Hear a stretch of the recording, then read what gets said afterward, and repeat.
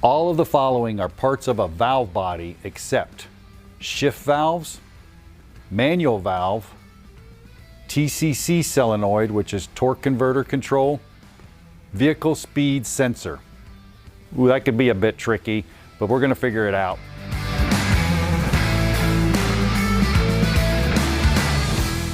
Yep, we're talking about valve bodies. What is a valve body? Where is it located? And what does it do as part of the automatic transmission?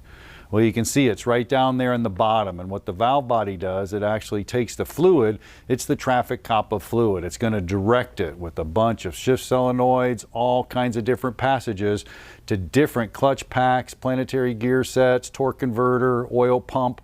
Just depends on where it has to go to either hold or drive different members of that transmission to achieve gears. The charger behind us, well, that has 8 different gears. It's an automatic, so there's a lot going on inside of that transmission, and the valve body is in charge of directing that fluid to all of it. What's inside of there? Well, you got all different things inside of there. You have shift valves, you have torque converter check valves, lock-up solenoids, you've got servo control valves, manual valves. Matter of fact, I have one right here on the table. You can actually see. Right here is a little valve. I'll pop it out of here. This is like a manual valve for shifting, but it goes in there and you can see the spools and the lands right here. So if I put a bunch of fluid on one side and not on the other, depending on what's shifting and what's actually going through these worm passages right here, it's going to push this valve in one direction or the other.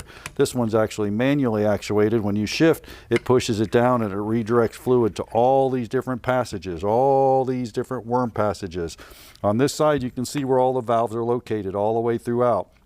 This one's electronic, so we have different solenoids on here to push the valves and moves for different shifts. Now, what's going on inside of there? Man, you don't even want to know. There it is. So there's different fluid flow for each holding member of that transmission. Fortunately, unless you're a well-versed transmission guy, you don't have to study this one. We'll be all right on that A-2 automatic transmission test. Now you can see here, when you're installing a valve body, here's a couple tips for you. You see the bolt lengths are all different. Make sure they're in the right place and make sure you follow the tightening specifications and torque specifications. You can see tighten the 17 bolts here to 8 foot-pounds. That's not a lot, but it has to be equal and it has to be in a specific pattern. Why? You don't want to warp that. You don't want any of those valves sticking. Well, here's our question. All the following are parts of a valve body except shift valves. Well, shift valves are part of a valve body. It's all in there, and that achieves all your different shifts, whether it's 4, 6, 8, 10-speed transmissions. Manual valve, that's the one that we actually shift with our hand and we're moving. That's inside of a valve body as well. TCC solenoid, torque converter control, that's inside of an actual valve body too.